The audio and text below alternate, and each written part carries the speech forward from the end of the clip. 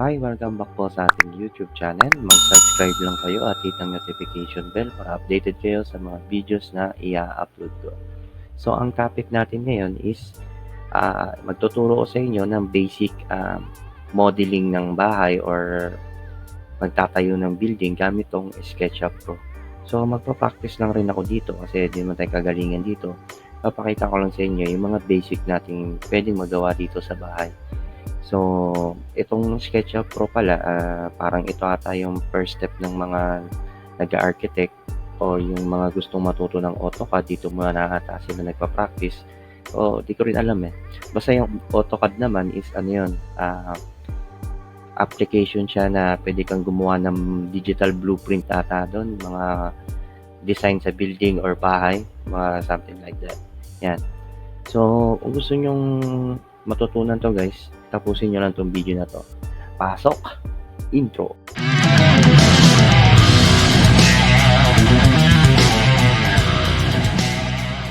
SketchUp Pro 2020. 28 days left in trial pa ako. So, ito si SketchUp, kumbaga parang ito rin yung ginagamit ng mga architect or ng mga designer o yung nagpa-practice mag-AutoCAD. Yung AutoCAD kasi is pwede ka nang gumawa ng digital blueprint doon eh, tsaka pwede ka mag-design ng bahay. Yan. So, ito, basic lang yung ituturo natin kasi di naman tayo kagalingan dito. Pero at least may idea na tayo kung sakaling magkakaroon tayo ng task dito na papagawa sa atin ni client. Or kapag ite-training niya naman kayo, at least may basic knowledge na tayo. So, ito guys, ito, si Lines, ito yung importante natin ditong unang gagawin. Kasi siya yung magiging guide natin. Yan. Yan. So, guhit tayo ng papunta doon. Get maiksi lang. Make sure na magpapantay na sila para mag-lock yung ano nila. Yan. Tulad yan, hindi siya nag-lock, no? Yan. So, kailangan kasi makuha natin yung dulo-dulo. Yan. Yan. Kasi di siya angat guys kapag mali yung gawa natin. So, yung model natin dyan, siya yung magiging kumbaga parang tao natin dito. Yan. Kung saka siya ang pagbabagayan natin ng gawa natin. Yan. So, ito si push or pull. Yan. Idiin nyo lang to para makagawa tayo ng building. Yan. Yan. Yan siya guys. So, at naiangat na natin yung pader natin. So, ito yung si orbit. Pwede natin siyang iniikot-ikot. Yan. Kita natin yung labas ng bahay, di ba? Zoom in, zoom out muna natin. Pwede natin siyang papasukin sa loob. Oops. Ayan, sa loob na tayo ng box. So, zoom out tayo. Ayan, para maano natin. Ayan. So, nagawa na natin yung base natin.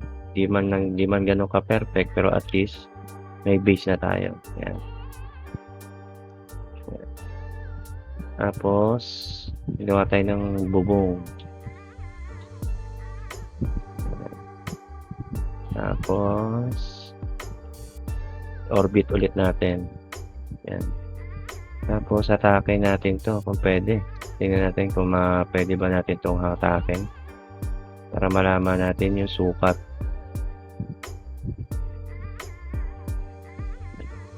Yan, orbit. Yung tabingi yung pagkagawa natin guys, no? So, ito na lang muna sa ngayon. Yan. Tingnan natin kung hanggang saan yung pwede niyang hindi na siya pwede. Kaya putol na. So, tara, burahin natin. Para hanggang dyan yung bahay na gagawin natin. Burahin natin tong sobra dito. Yan. Yan. Tapos, orbit natin. Yan. May sumobra pa pala dito sa tapat. Yan. Yan. Ano yan? Yan. Haba ng nilakbay ng linya natin guys, no? Ngayon, dikit naman natin. Yan. Tapos, pull natin to. Yan. Para mahulma na siyang bahay. Yan. Yan siya guys. So, may maliit na tayong kubo. Yan. So, ito yung ano natin. So, dati guys, nagawa ko yung ano rito eh. Yung school namin nung high school. Gamit tong SketchUp. Yan. So, ngayon kasi, hindi ko na siya pinapractice. Kaya, wala na tayong kaano-ano rito ngayon. Yan. Pwede pa rin pala siya atakin dito. So, ito hindi na talaga pwede. Yan. So, yan na lang muna guys. No? So, gagawa na tayo ng pinto. Para sa pintuan ni ate. Yan. Pwede kayong kumuha ng ano rito guys. Picture ng kahit anong gusto nyong i-portrait dito. Pare, papagawa kayo ng bahay, pwede to siya. Yan. Tapos, gawa rin tayo ng parang maliit na ano rito. Parang bintana. Yan. Wait lang. Natin kung itutulak pa ba natin to siya sa loob. Ayan. Ayan natin. Yan. Para mukha siya nyo sa loob na. Kasi itong pinto, try natin tulak sa loob. Ayan. Natin kung tagusan ba. Ayan, tagusan na siya. So, ito, i-lock natin to. Para, yan. Sarado lang natin yan kasi baka pasukin na pag nanakaw. Ayan. So, gagawa tayo ng pinto. Ayan. Gagawa natin ng pinto, nasira na tuloy. Tatakpan ulit natin. Kumbaga parang pinakita ko lang sa inyo yung loob guys. Tapos sumobra. Yan. Yan. Yan. Tapos dito. Yan. Tapos umpisa na natin ito siyang kulayan. Ito guys dito. So unahin muna natin is roofing.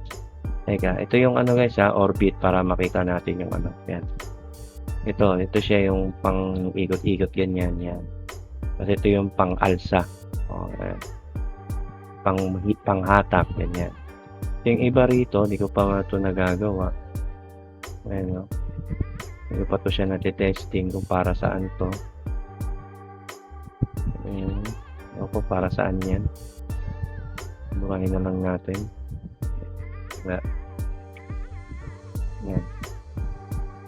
So, kulayan na natin ang ating bubong. Ito, magandang bubong siguro to. Ayan. Ayan. So, dito guys, ito yung ano natin, pagpipilian. Yan, roofing. Kulayan natin yung roofing natin. Yan. Tapos ikot ulit natin. Ito yung roofing.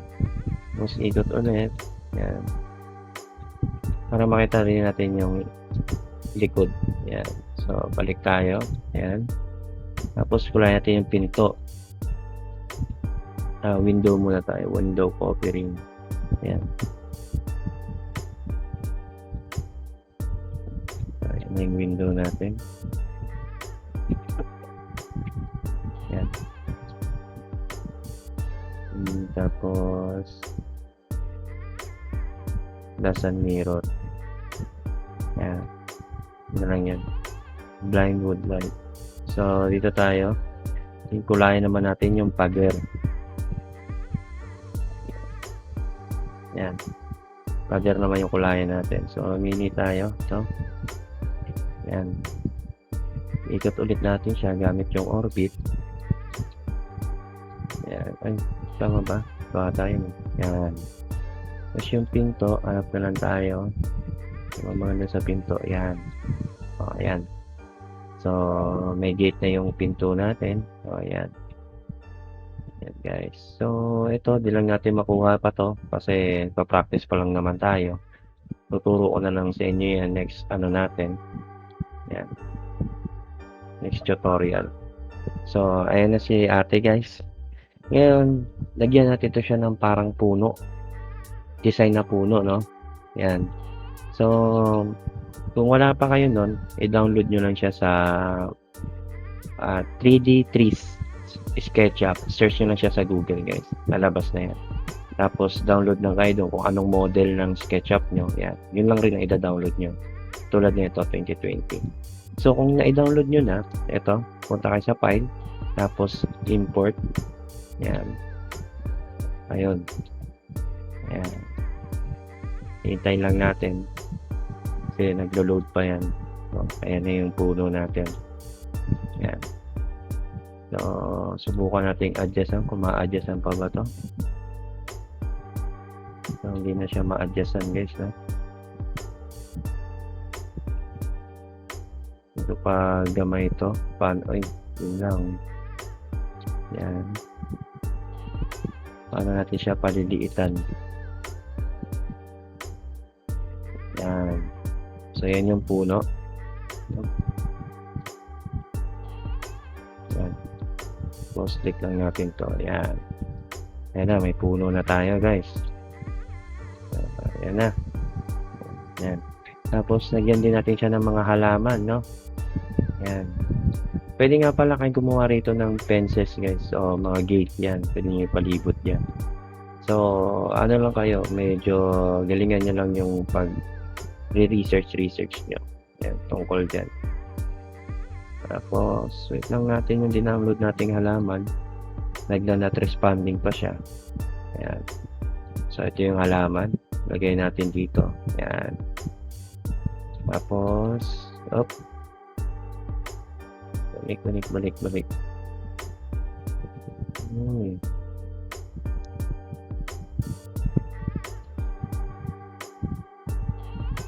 Ayan.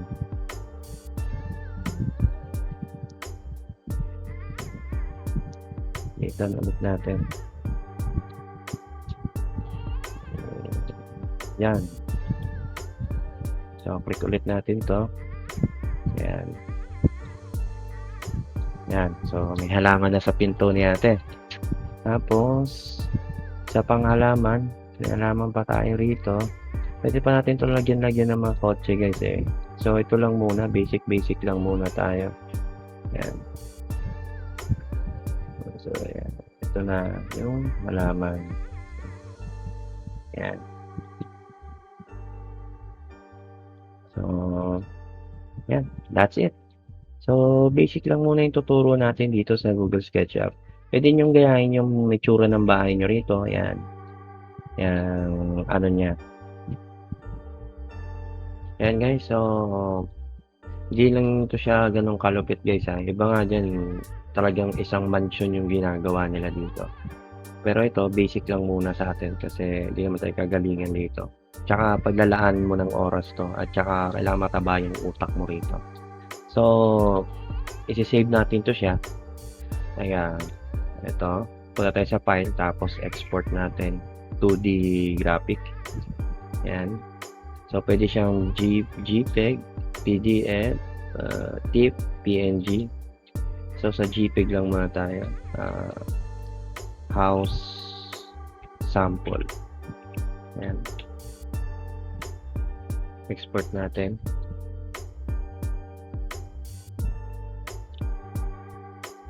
So, open natin yung na-save. So, ito na siya, guys. So, ito na yung bahay mo. Yan. So, ganun lang siya, guys, ha. So, wag nyo nang asahan yung magandang gawa ko kasi practice pa lang naman. So, sana may natutunan kayo rito kahit basic lang. At huwag nyo kalimutang i-subscribe yung channel natin at hihit ang notification bell. So, salamat!